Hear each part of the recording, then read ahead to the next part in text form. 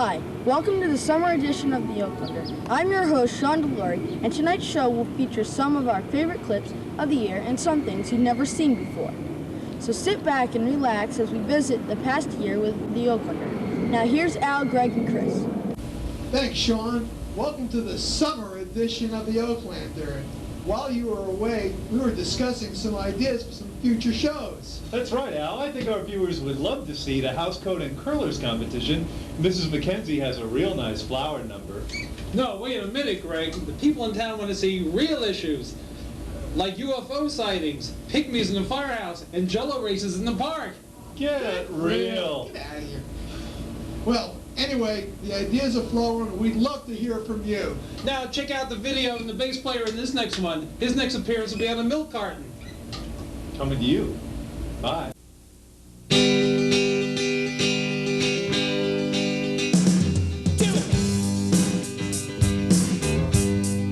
Everybody's standing in everybody's way, soaking up the sunlight of someone else's day. But everybody knows when all is said and done that the answer's gonna come when you hear the beat of the drum. Beat of the drum, beat of the drum, beat of the drum, beat of the drum, beat of the drum, beat of the drum.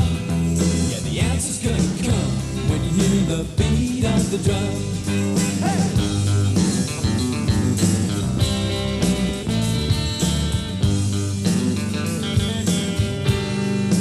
Everybody's writing someone else's books, soaking up the insight of someone else's looks, searching for an ending to what they just begun.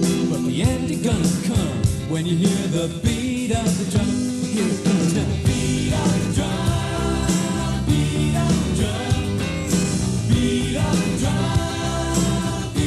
the drum.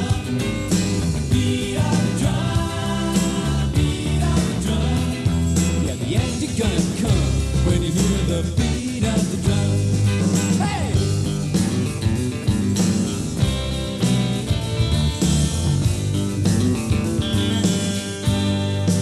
Everybody's signing someone else's name. 4 billion people, 4 billion games, 4 billion wildcats all on the run. But the answer's gonna come when you hear the beat of the drum. I can hear it now. Beat of the drum, beat of the drum. Beat of the drum, beat of the drum. Again. Beat of the drum, beat of the drum. Yeah, the answer's gonna come when you hear the beat of the drum. I can hear it now. Beat of the drum, beat of the drum. It's coming closer. Beat of the drum. Beat of the drum, coming closer now. Beat of the drum, beat of the drum. Yeah, the answer's gonna come when you hear the beat of the drum. Come on, beat it. Beat of the drum, beat of the drum. Come on, beat it. Beat of the drum, beat of the drum. I can hear it. Beat of the drum, beat of the drum. Yeah, the answer's gonna come when you hear the beat of the drum. That's what I said. Beat of the drum, beat of the drum. And like I said now, beat of the drum, beat of the drum. Come on, beat it now. Beat of the drum, beat of the drum. Yeah, the answer's gonna come when you hear the beat of the drum. Beat of the drum, beat of the drum. It's coming closer. Beat of the drum.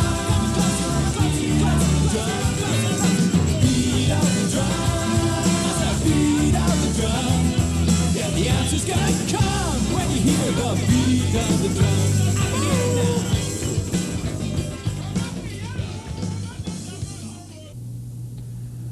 Roger, we're going to roll film number 19 from James Miller, volume 14, go.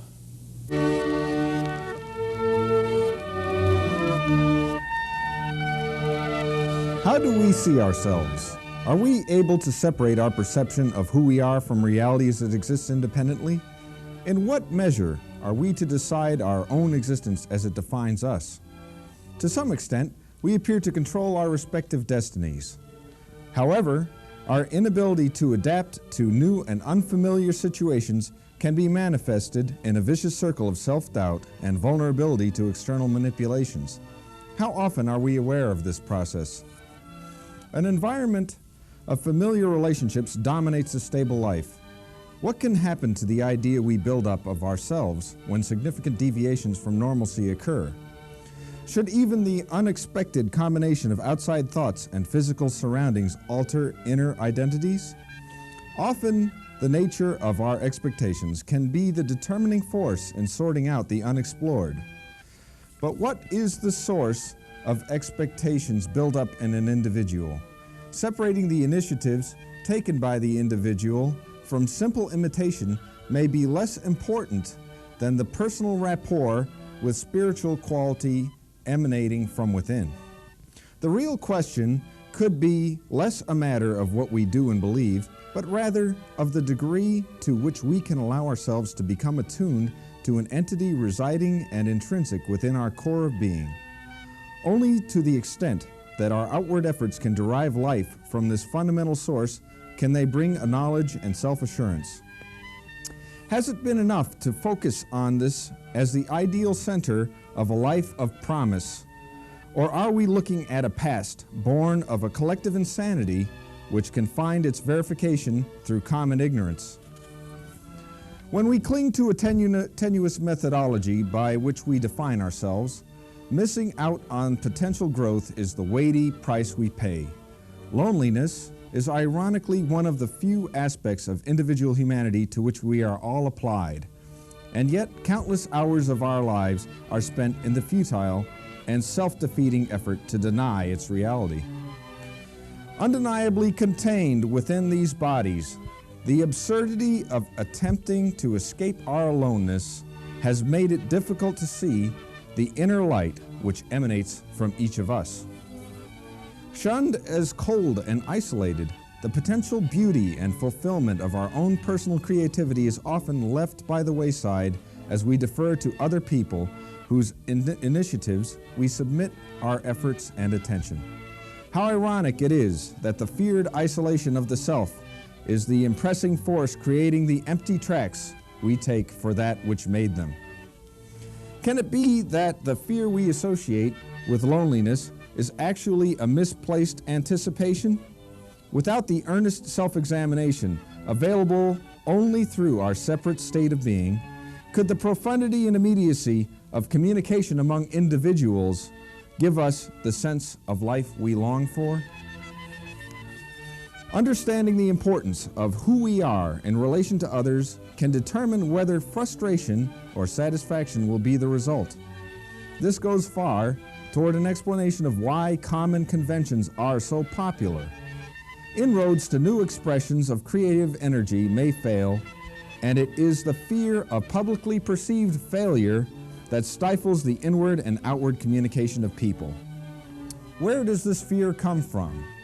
Do we choose to maintain it individually, or is it ingrained in one another of us by example and teachings? The benefits of such self-denial are actually few. Both the institutions of common authority and the individuals affected in question cannot help but be stunted in their healthy growth and progress, and the brutalities of war and other institutionalized aggression are built upon this drowning of the individual human spirit. Isn't it normal to be intimidated by the commonly accepted experts who voice the tempo and dimensions of accepted individual behavior? Certainly, being that normalcy in any age is defined to suit those who dominate a culture, the successful intimidation of individual initiative is often of seemingly practical gain to those whose self-image is submitted to institutionalized expertise. The truth, however, is that without fresh and honest reevaluation, based on an inward reflection of the people involved, the protective structure of expertise in the methodology of life becomes a cage in which people become insignificant in the ceremonial bonds of convention. What then do we choose to become? Are the commonly agreed manifestations of wealth and comforts a substitute for genuine personal enlightenment? Can we gain real satisfaction through renting parts of other people's lives as they can be dedicated towards our diversion? Through concentration on these properties and fantasies, many people satisfy their immediate desires and divert themselves from any unpleasant effects which could reflect upon them with closer examination. The fear of making mistakes is made to seem all the more important to an individual who has heavily invested in a popular methodology of self-definition. People must reach for a purpose and reinvent their lives. And now, Mr. Gorman will present us with recitations from Multiple Persons on Set. Good day. First Yes. of all, I think we all should thank Mr. Miller for his incredible insight on so many matters. I must say you have straightened me out. I see things a lot more clearly.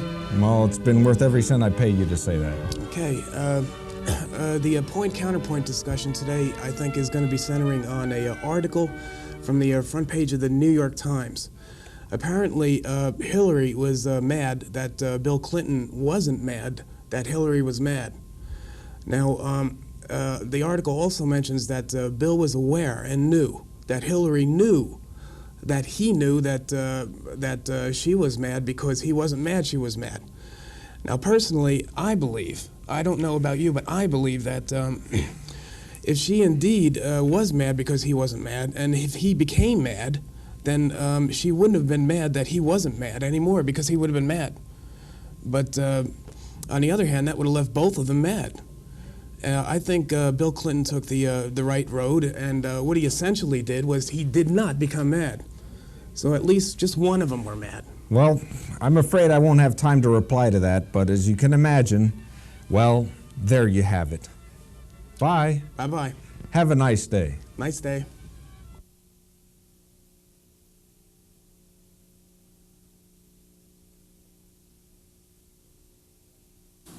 Ah, spring, isn't it lovely?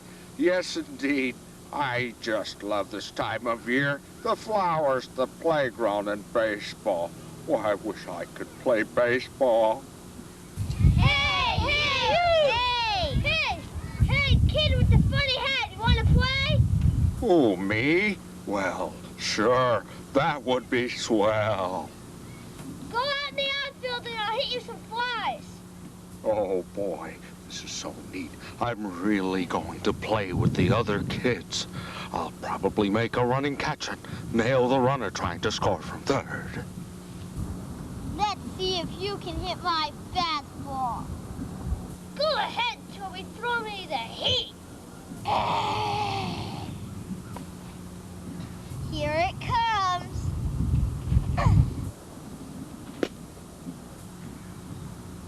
All right, I got it. No problem. Right here in the old bread basket. Piece of cake. Go Frosty, go Frosty, go! Go Frosty, go Frosty, go! That Frosty gives me the chills. Here it comes. This is it. The big moment. Oh! Oh no! Oh no, he's out cold. Are you okay, Frosty? Oh. Maybe I'd better stick to snowballs instead. Don't worry, Frosty. Let's get a nice cold snow cone instead. That Frosty, he's one cool customer.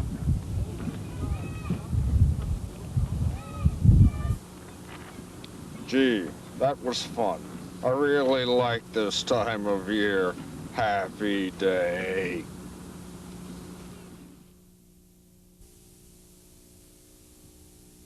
So, Al, did you hear who got elected Torturer of the Month? No, who? They elected Bob. Can you imagine Bob? He's Torturer of the Month. Oh, no. Not Bob. Oh, that could be him. He's supposed to be coming by today. Oh. Uh-oh. It's Bob. Ha-ha! I'm gonna give you guys the brush once and for all. But first, I'm gonna make you talk. Ever see one of these? Oh, look at that. Oh, my God. He's into home repairs. Can you sing How Deep Is My Love? Oh, I don't remember the lyrics. Tonight you will be twice entertained by this. Once now and once at the end of our show. But first, some visual effects. We have target practice starting immediately. Oh, this is it, Al. I know it, man. This is it.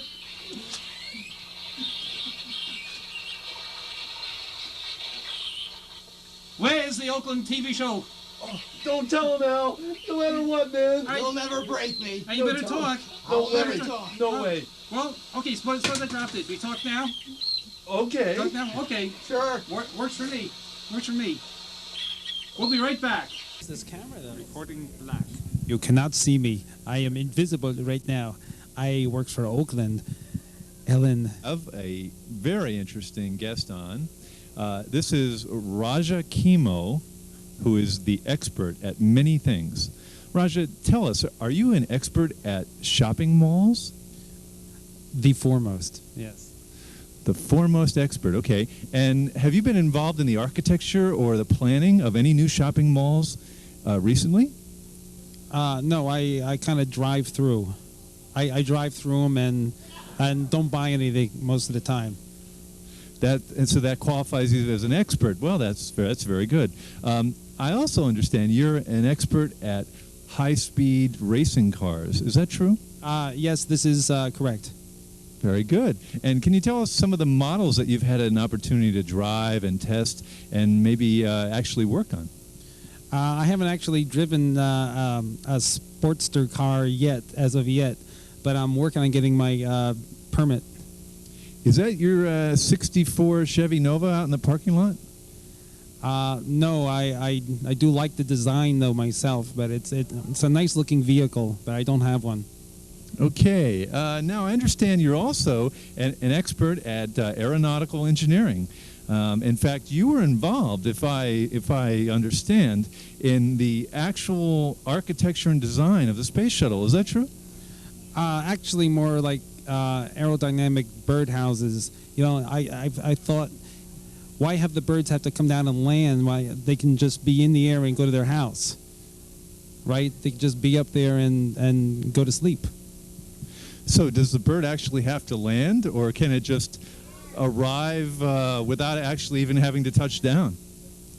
I don't know. I haven't been there myself. Okay. Now, there's also a very interesting facet that I wanted to talk to you about, because I understand you're an expert at paving. You actually paved some of the parking lots in this town. Is that true? I even named the band Pavement. Yes. I am the Pavemeister, they might call me. The Pavemeister. Well, thank you for joining us today, and we'll catch you next time on Meet the Expert. Thank you. I'm taking a shortcut. Oh! Oh! Oh!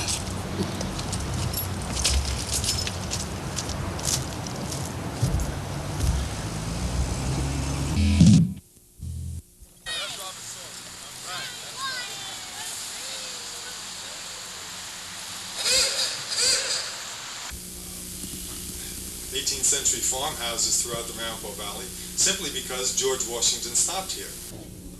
Happy birthday, Oakland. Say happy birthday. Say it. Happy birthday, Oakland. Well, she means, well, thank you. What is it that you would like? Don't worry, we'll ask. Okay. Okay, here we are with one of our favorite guests on the Oaklander, and this is Councilman Donald Burns. Donald Burns. Thank you for coming on. Would you like to wish Oakland a happy birthday? I'd love to wish all of the residents of Oakland a very happy birthday for our 300th anniversary. Very good. Thank you very much. My pleasure. Good luck, gentlemen. Sally Ann Pilser. Sally Ann, I think I've heard that name before. And would you like to wish Oakland happy birthday? Certainly would. Like to wish everybody in Oakland a very, very happy birthday and 300 more. Thank you. Have a great year. Now here's Al DiGiacomo. He's in his 4th year of riding.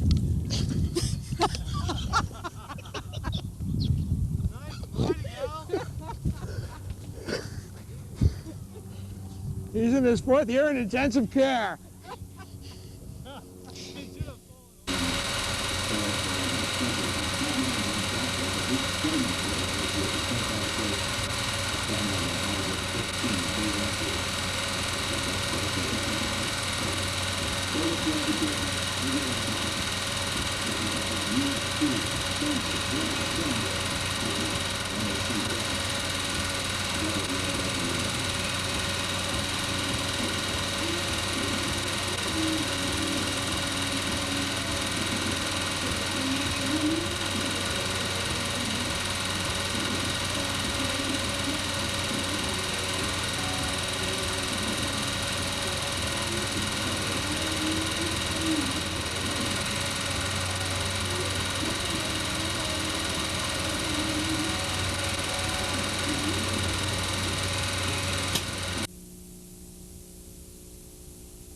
Hello.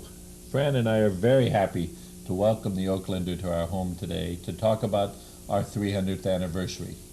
We've been asked to talk about why we are celebrating and what we are celebrating. As for the why we are celebrating, we think it's very important for the citizens of our town to understand the history of our town, the pride of community, the things that have made our town what it is. This pride started 300 years ago with the purchase of the land on June 5th, 1695 from the Minsky Indians. Aaron Schuyler purchased this land for the grand total of 250 New York pounds or wampum. This 5,500 acres then grew to be what is now the current town of Oakland.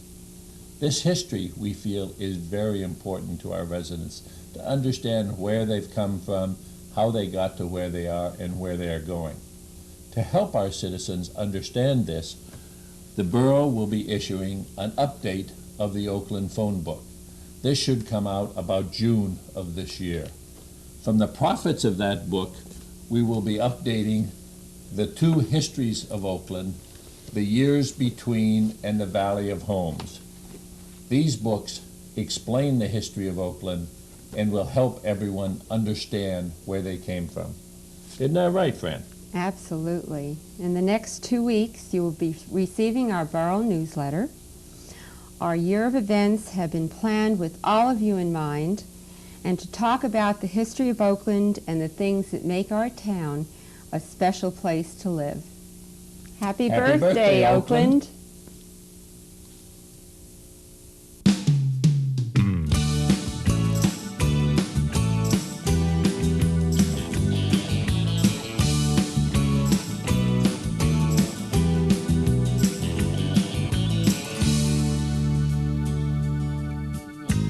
Little Bob's been a wreck. A burnout at both candles. Perfect wife does suspect it's more than he can handle. Now he's headed for a breakdown.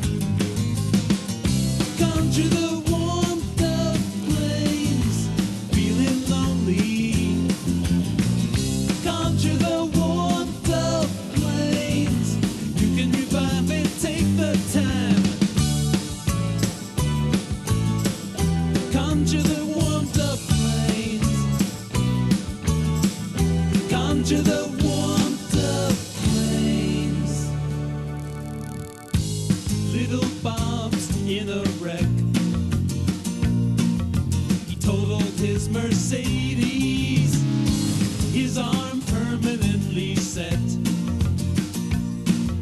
to play an open E string.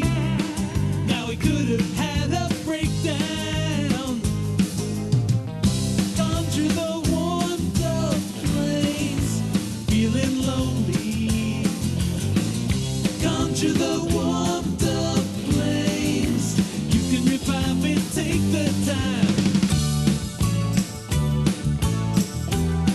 Conjure the warmth of flames. Conjure the warmth of flames. Photographs and cassettes remind him his love for music hidden deep inside him. Doing more of what you can't does not make a strong human. Turn it around this time. Project feeling fine.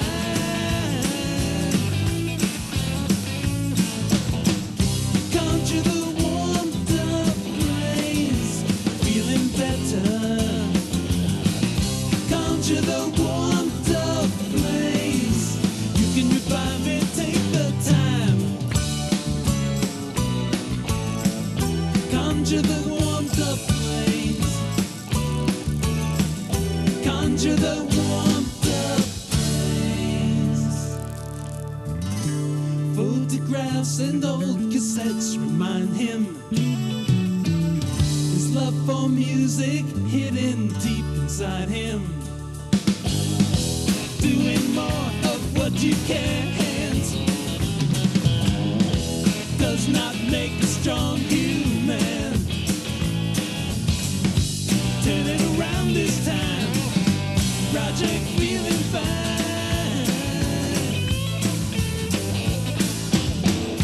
Conjure the warmth of flames. Feeling better. Conjure the warmth of flames. You can revive it, take some time. Conjure the warmth of. Conjure the warmth of flames. Conjure the warmth of flames.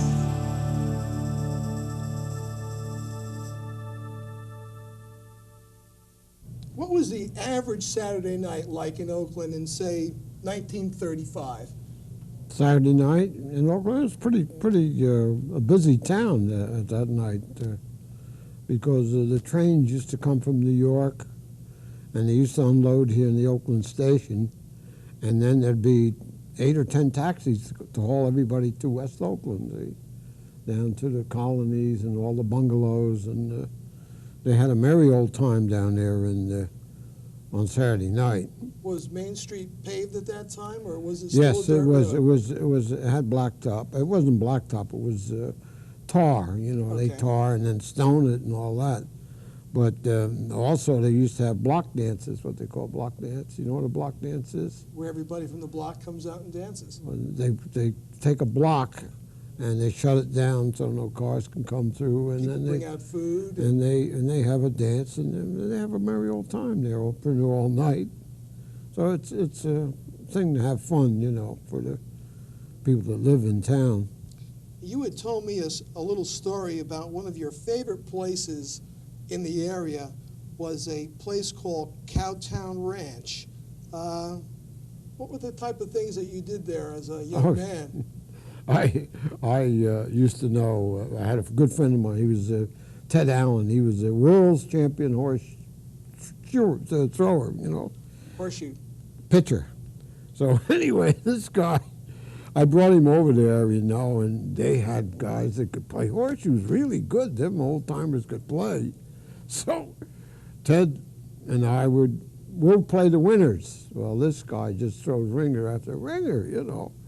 He turns around backwards, throws them over his head, and they land ringers, you know. These guys were going crazy. And then guys would hold matches like that together, and he'd light them with the horseshoe. Oh. I mean, he was accurate. He was really good. What other type of activities did the summer guests? But they had a little rodeo, a little wild stuff to ride. I used to ride a bull there, or a bucking horse, you know, or something like that. For the customers that she had, there was a woman named Mildred Myers used to own that, and she was a nice gal. And a lot of cowboys there. And I remember a fighter fought Joe Louis, and He got beat pretty bad. Oh, well, I can And understand that. that's where he stayed. He came there and stayed. He was from England, Really? you know, and he stayed there. So we went over to see him anyway.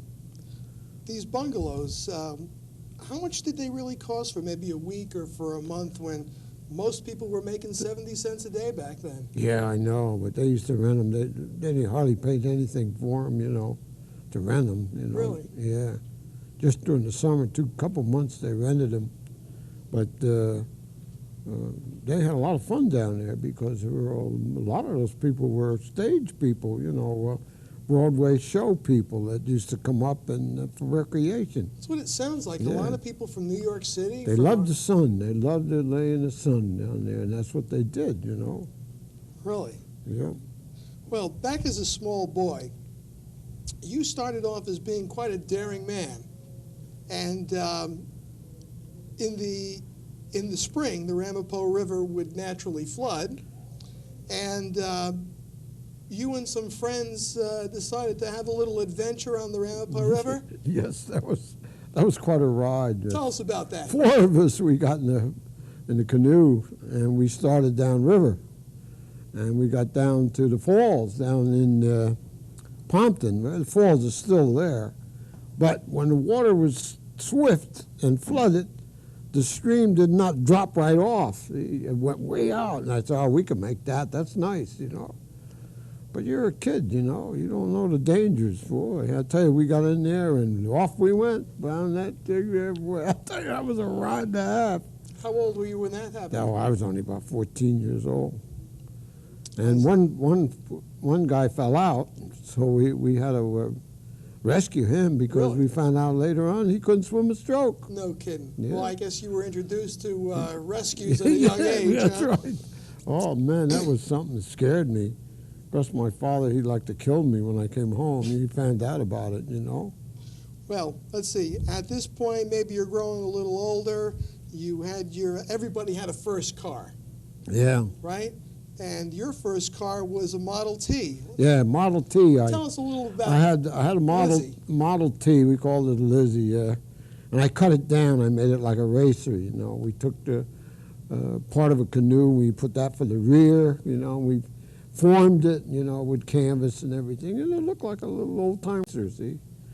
But I had some friends, you know, that wanted to ride, and I used to take them for a ride, anybody, all over the mountain. Well, you had a special Hollywood friend that used to like Yes, to ride around in the I woods did. with you. Cecil DeMille.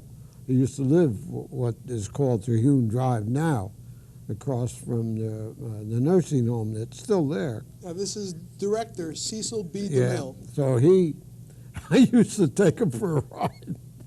And I'd go through the woods, you know, over the rocks, through water, and the poor guy was holding on, you know, but he got used to it, you know. He enjoyed it. He enjoyed it. He had more fun, and I'd call him up. I'd say, you want to go for a ride? Yeah, come pick me up, you know.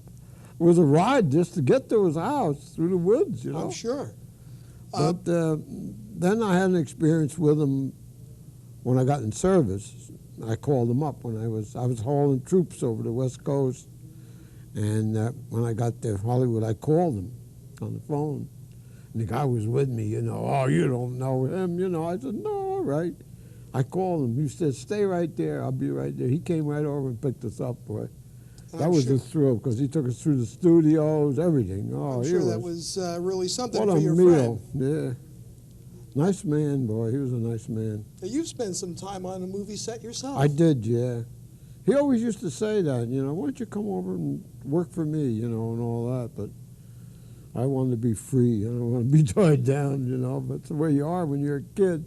Well, as you started to grow a little bit older, you and your two brothers, you toured the country in a daredevil act called Thrill Show. Yeah, we did. And tell us a little bit about the tricks that you would perform and Yeah. some of these fascinating little stories. We'd buy junk cars, and then we'd head on them, crash them, see, head on, see. But we also know that we never head on a car no more than 35, 36 miles an hour, no faster than that. No, that 35 miles. The belts we had in them days would not hold you. The straps wouldn't hold you, see. That's far as that would hold And you. those are especially rigged there because Yeah, you'd seatbelts go were... flying, you know. Before, we used to head on, what we used to do, we used to jump off out of the driver's seat in the back of the seat, see? And then when you head on, you didn't get hurt that bad. You got hurt, but you didn't get hurt that bad. You didn't break any bones.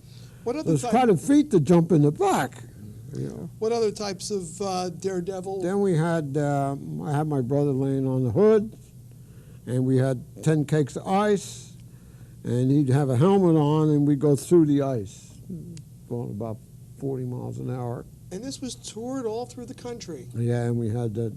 Then he used to jump a car over 3 buses. You know, we had a ramp, we built a ramp, and they used to jump over 3 old Greyhound buses. Plus, he had a motorcycle jump the same way. Where did you get the cars in the... Junk cars. So you would pull into a plenty town, of cars, yeah. go to the junkyard, Yeah. say, Yeah, I we want give that you one, I money want going. that one, I want that one. Yeah. This is They'd incredible. give them to you. They won't do it today anymore. No. Today is not the fun days anymore. Some of those cars would, you know, you have to figure it all out. You just don't, you know, you pick it, take off. Like, he used to lie down on the ground, and then we'd come around the arena, ride right over him, you know. But we really, the front wheel did not touch him at all, or in the back wheel, because I'd have a little takeoff there, see, about an 8-inch takeoff, you know, like a little tiny ramp. As soon as you hit that, that would raise you up and keep you in the air until you went over them. Did any of you... One day it didn't work that way. It fell on him. We got him. I was just about to ask. Yeah, Did you we ever got him, broke all his ribs on one side. What were your 2 brothers' name? I don't believe I know. Pancho Scardo and Tony Scardo. Tony and Pancho. Yep. Well, at this point, you're off to World War II. Yeah. You're on your way to Europe. You're signing forms, getting injected and inspected, and at that point, you're telling the Army what you've done with your life, and tell us who you drove around in Europe. Oh, I drove like General Bradley. I had him for a while, you know. And General Omar Bradley. He was quite a general, very smart. Boy, I tell you, he was really good. Nice general. As far as generals go? Yeah, he's, you know, he wasn't a nasty one, but there was a lot of nasty generals, I'll tell you. Whenever I ran into a general, he was always yelling at me, you know, do this, do that, you know, hurry up. Now, this is on the front lines? Yeah, we were, the first time I met him, he says, we're going to go look for a division. It's been lost for 3 or 4 days. I couldn't believe it. A division lost, right? How do you lose that? How do you lose a division? So I said, okay, we'll go out through the desert. So we went through the desert. I followed tracks. I picked a set of tracks and we went. I found him. We found him, you know. Was there much fear knowing that you were with one of the, he was a 4-star general, wasn't he? Yeah. I mean, you're with a 4-star general. I mean, you do realize that you're a target at this point. Yeah, I know, but we all knew that. They brief you up on how to handle the general, you know, how you're the first man in the vehicle in case there's a bomb or something in it, you know, and if it blows up, you blow up. See, the general. Yeah, we kind of know how that goes. Yeah. Well, but he was all right. He was a good man. He treated you okay? Oh, boy, he really treated. Best treatment I had was with him, you know. But, you know, we starved in the Army, you know. We didn't have all the food, and they never could get it to us. But with the general, he had his good rations, and he'd split them with you, you know. Well, I just want to bring it back to the local town here for just a second here. And during the 30s, would you say in retrospect that they were the good old days for Frank Scardo? Yeah, they were. They were good old days. We didn't have pocket money, but we still had a lot of fun. I know that there are stories that you had told me. It's just fascinating stories that I have with Frank about Applejack on Long Hill Road. Yeah, the man used to make Applejack up there, and Mrs. Hanover. I don't know if you know her, but they have Hanover shoes. You know, okay. she's a big. Sure.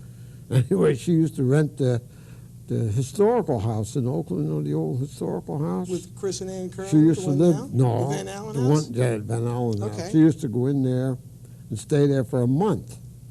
And wonderful checker player. She could beat everybody. No kidding. Nobody could beat her.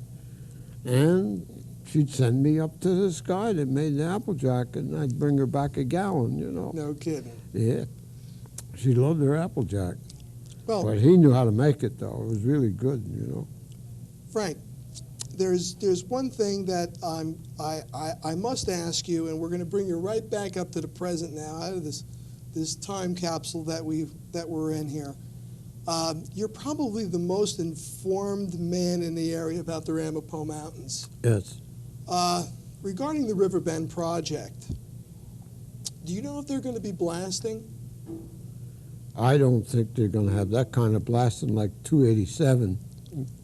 But if they do have blasting, do you think that will alter the pattern of wildlife and the snake problem in there? No, because they're not going to do heavy blasting like the 287 did, you know. Be minor things, I think.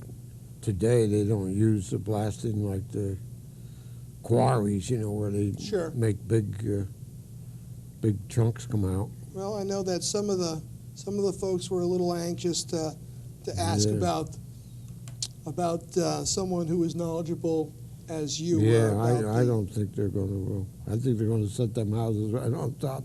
There's not going to be much digging. Well, Frank, listen, I know tomorrow night that you're going to be having your own award there, but the Oaklander would also like to present you with the certificate of appreciation, Frank. We've got all of our names signed on it. Oh, that's good. And I'm going to show it to you there. I'm going to have it framed for you because you are a most fascinating man I've ever met in this town. Yeah, that's really nice. Very good. And it really has been marvelous, a marvelous learning experience just to talk with you. And let's get together again.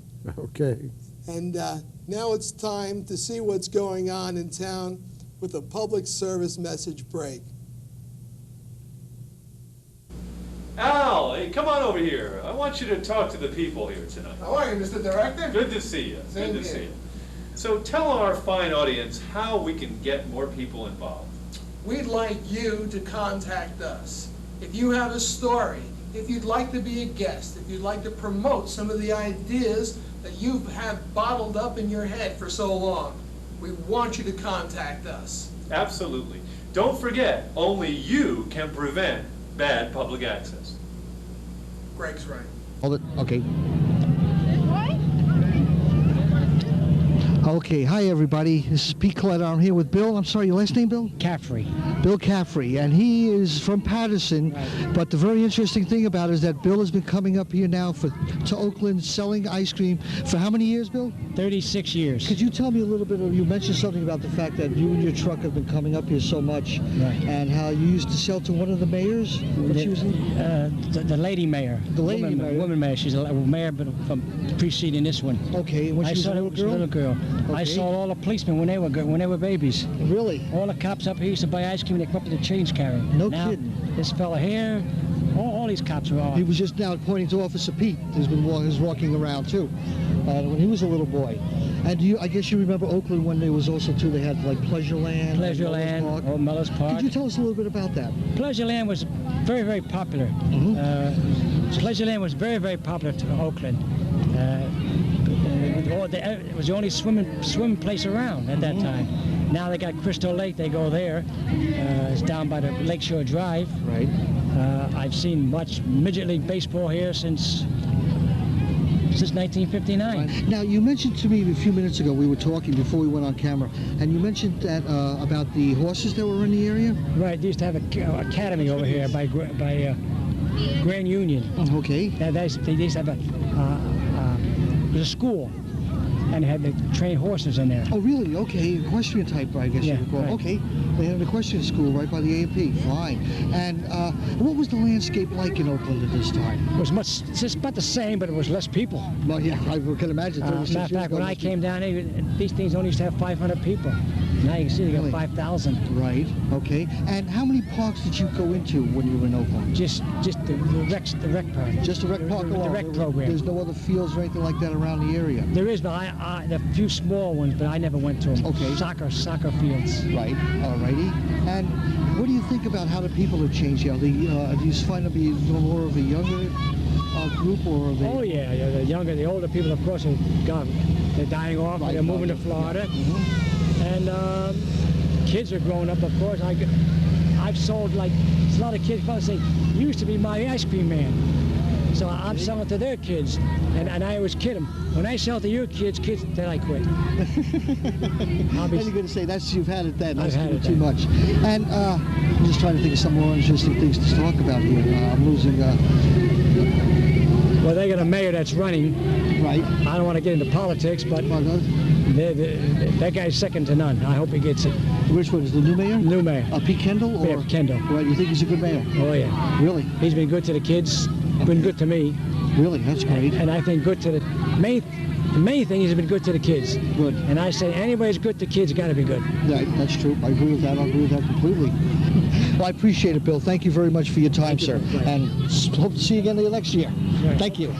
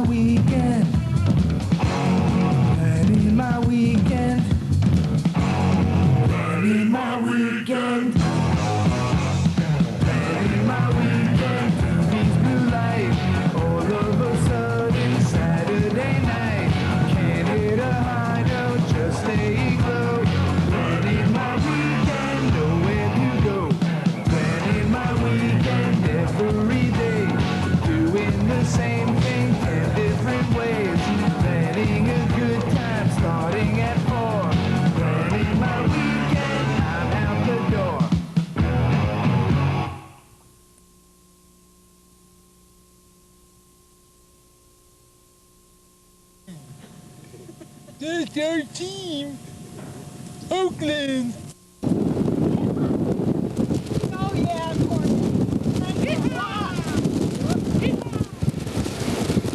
You all right? Yeah, that was. Yeah.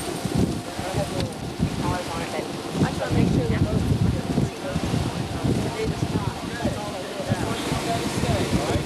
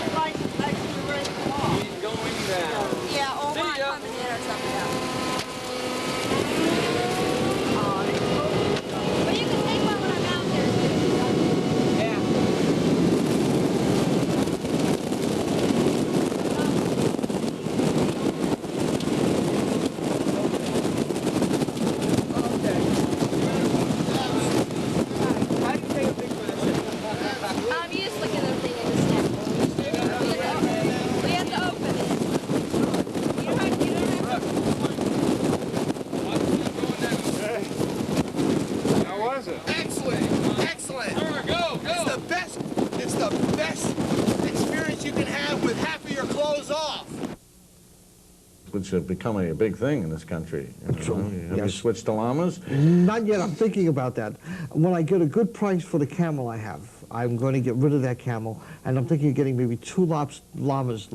Listen, Do you have a one-humper? I have a 2-humper, and I'm looking, to get the llama because the llama is, I don't believe I'm saying this, but the llamas are a lot more better cushion to them. Okay. And you had some secret lives overseas also, didn't you? That is correct. Yes, over you the were seas. a spy. Right. And you were a short order cook. Okay, and then I try to be diversified. Right. I can believe me. You probably have a life as interesting as anyone has ever lived. It reminds me of that famous story, The Great Imposter, if you're familiar with him. He did everything he wanted to do, and you obviously are doing things that you don't even want to do. That's just true. Just to fill in the book. Right, yes, right. I want to keep things secret, so I, try to keep this, going this way. What do you have planned for the future? What are some new endeavors? I'm hoping to... Well, we are running short on time, Alfonso, so I hope that you will join us again as a guest, and we would certainly love to have you. It would be my pleasure. Believe me, it was a joy being here. I'm glad to hear that. And where am I? Good luck with your future endeavors. Thank you. And folks, that's all we have for this evening, and we'll see you soon. And we still have a few seconds, I gather.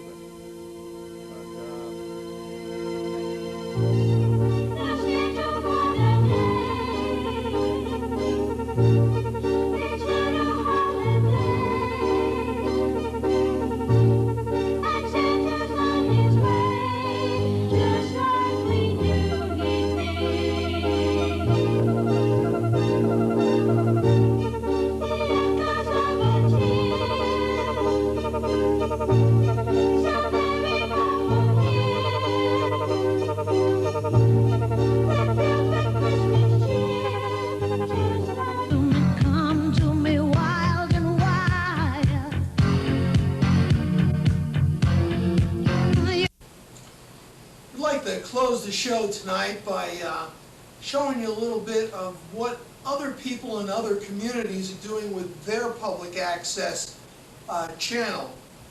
We take you to Plainfield Speaks, and after that you'll see Mayor McGreevy in Woodbridge Township for a few seconds conducting a public meeting via public access television.